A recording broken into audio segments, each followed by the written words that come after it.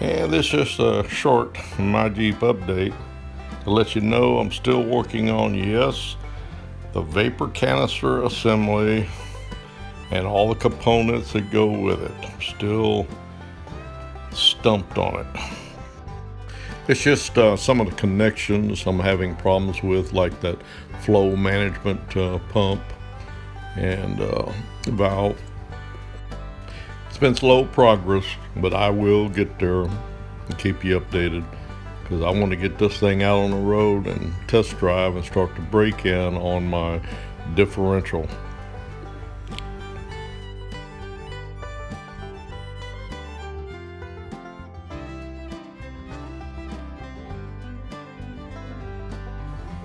And good afternoon, this is my Jeep update, and it's Thursday, March 23rd. Haven't done much here the last couple of days. I've had a couple of doctor's appointments, and I've got one tomorrow. But I'm doing a little work today on my vapor canister assembly. As you can see, I've got the housing bolted together, and I had to order these self-tapping screws. They're I think they're M5 20 millimeter, I believe that's what they are.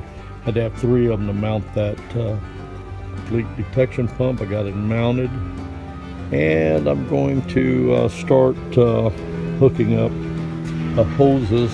Hell, you've been trying to feed And them as I make a little progress, for 3 weeks now, boy. With the video. I've been taking some of my hoses that are still good from the old system Why and don't trimming you them, get set it on because I don't have fire everything. and be done with it, But that's what I'm boy. working on now. When I make a little progress, I'll update a little bit later. My Jeep out.